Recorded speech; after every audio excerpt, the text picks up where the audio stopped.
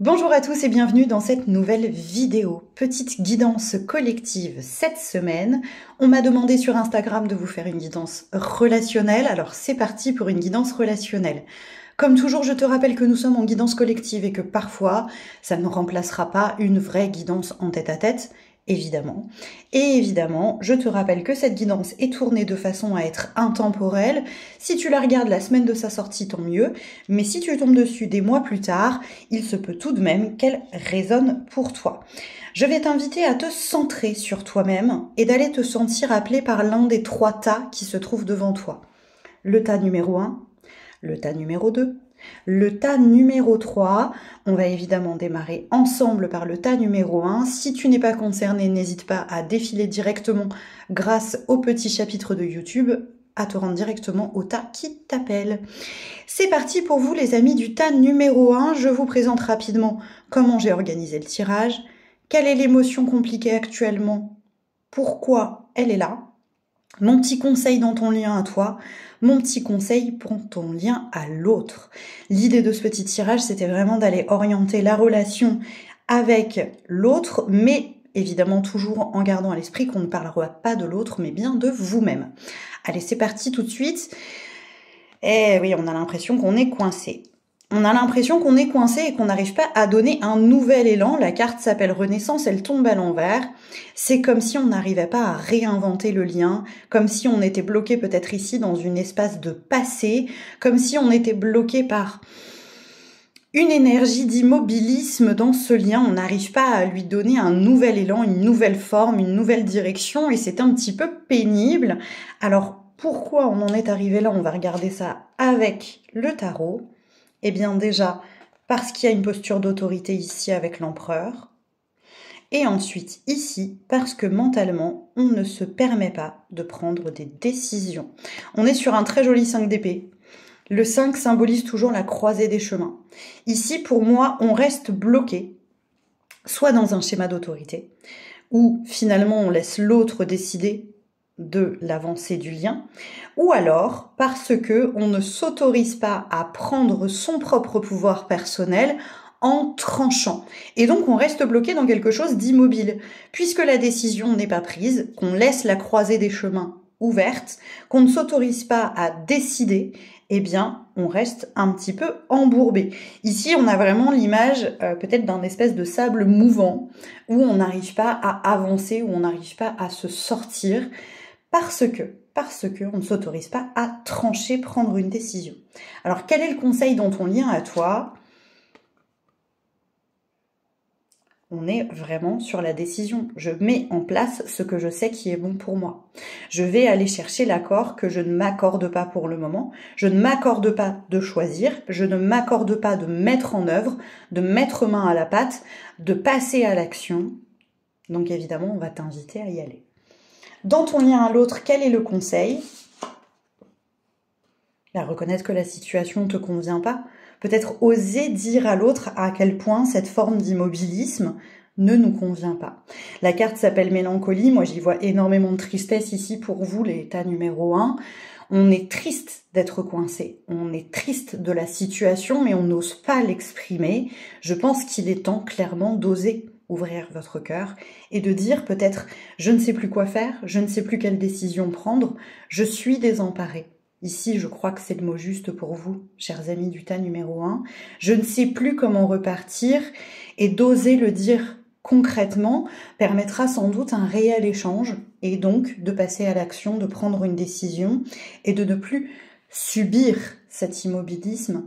Je vous invite à avoir beaucoup de compassion vers vous, l'état numéro 1, et j'espère que vous trouverez rapidement de quoi prendre une décision actée et sortir de cet immobilisme ensemble.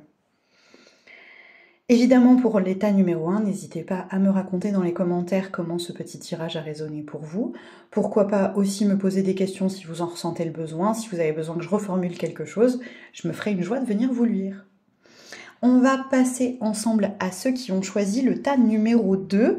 Bienvenue à vous dans ce petit tirage. On va aller regarder donc cette situation sentimentale relationnelle en ayant une première carte pour définir l'émotion sous-jacente bloquante de la situation, le pourquoi de cette émotion, Un petit conseil dans ton lien à toi, un petit conseil dans ton lien à l'autre. Vous le savez, je ne parle toujours que de vous, jamais de l'autre, mais il y aura quand même un petit conseil dans ce qu'on peut faire pour aller vers l'autre tout en respectant son intimité et sans être très intrusif. Allez, c'est parti, on dévoile tout de suite ensemble l'émotion qui coince en ce moment. Ah, l'élan de liberté. Est-ce qu'on se sent un petit peu enfermé? Est-ce qu'on se sent libre de pouvoir agir à sa guise dans cette relation? Est-ce qu'on n'a pas un peu l'appel du courant d'air, du souffle d'air, de la respiration? Je rappelle évidemment que d'avoir besoin de liberté dans une relation ne veut pas dire qu'on n'aime pas l'autre personne. Ça veut simplement dire que on a besoin de retrouver son propre lien à soi la plupart du temps. On va aller regarder justement ce qui coince exactement avec cette sensation de liberté. Et ouais. Alors, le cœur est meurtri, le cœur se sent enfermé, le cœur n'est pas à l'aise. Il est coincé, il a besoin d'aller vers autre chose, de retrouver une forme de stabilité. Et associé avec ce cavalier de bâton ici à l'envers, je me sens pas libre de suivre mes besoins. Le bâton, c'est vraiment l'énergie de feu, l'énergie de besoin, l'énergie d'envie, l'énergie d'élan. C'est vraiment ce qui vient des tripes. C'est vraiment l'espace sacré, de mon point de vue en tout cas. Vous voyez ça comme vous voulez. Là, avec ce chevalier de bâton qui tombe à l'envers et ce cœur meurtri, on souffre de ne pas pouvoir suivre ses élans, ses besoins, ses envies. Ça veut pas dire que l'autre nous les interdit. Ça veut dire qu'on n'est peut-être pas capable de s'autoriser d'avoir des besoins et des envies par soi-même. Qui nous interdit ces envies semble pour moi la bonne question à se poser aujourd'hui. Est-ce que c'est vraiment l'autre qui vient étouffer ma liberté de suivre mes besoins, mes élans, mes envies? Ou est-ce que moi-même, par contrat de fidélité, d'amour, etc., je m'empêche d'eux? Je pense que ce sera la première question à se poser pour aller définir où on peut retrouver de l'espace, de la liberté et aller la demander à qui de droit. Le petit conseil dans le lien à vous, arrêtez de jouer à la technique de l'autruche. Clairement, reconnais ce besoin d'élan, de souffle, de légèreté. Il a le droit d'être là. Tu as le droit de reconnaître tes besoins. Ça sert à rien de jouer à la technique de l'autruche puisque ça reviendra de façon insidieuse et tu le vois bien dans le fait que ça te pèse quelque part émotionnellement avec cette carte ici. Quel est le conseil dans le lien à l'autre? Arrêtez d'espérer. Arrêtez d'espérer, pas dans le sens où il n'y a pas d'espoir. Arrêtez d'espérer et commencez à demander. Commencez à exprimer. C'est-à-dire qu'ici, moi j'ai l'image de quelqu'un qui joue à la technique de l'autruche et qui n'ose pas demander.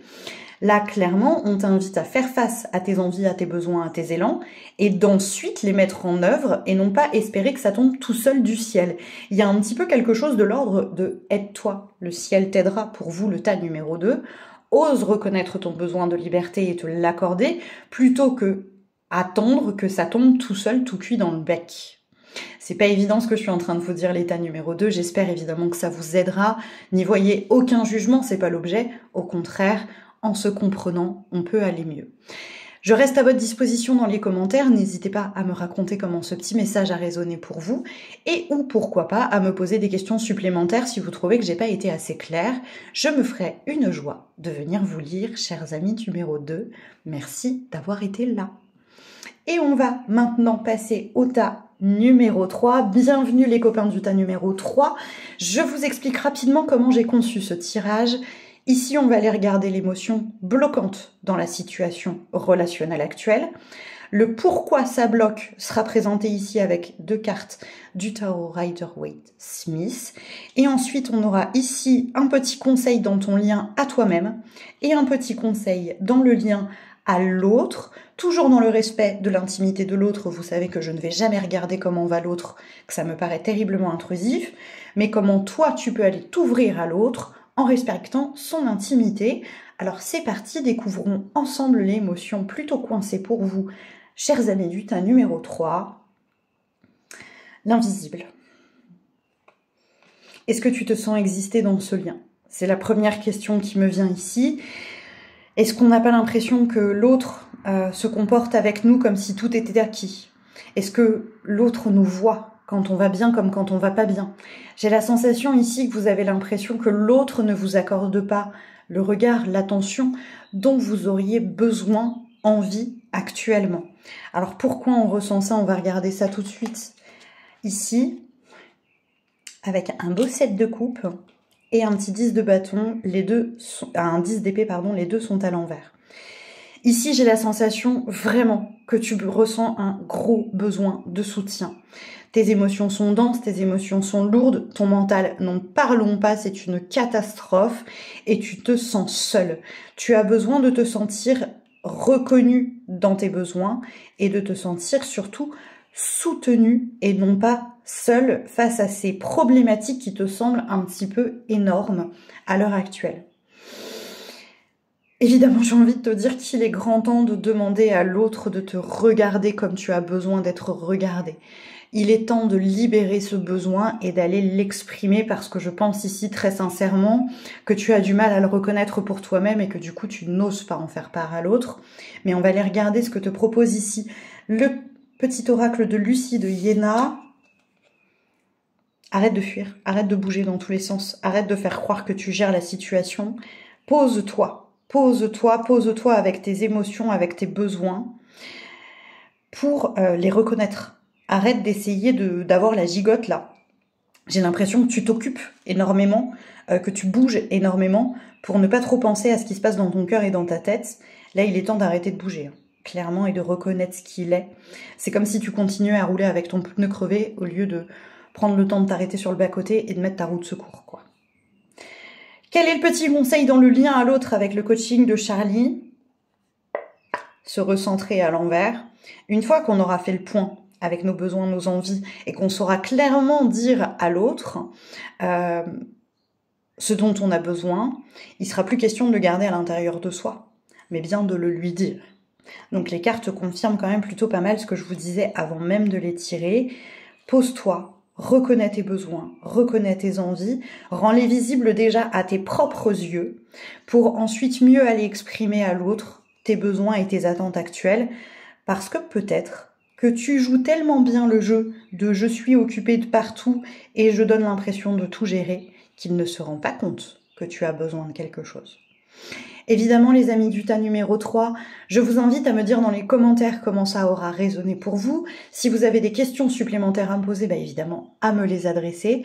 En tout cas, moi, j'ai été extrêmement heureuse de réaliser ce petit tirage pour vous. Je reste complètement disponible pour vous dans les commentaires. Je l'ai déjà dit, ça fait 2 fois que je le dis, mais c'est pas grave. Je vous remercie infiniment pour votre présence et je vous souhaite une bonne journée. Ciao, ciao!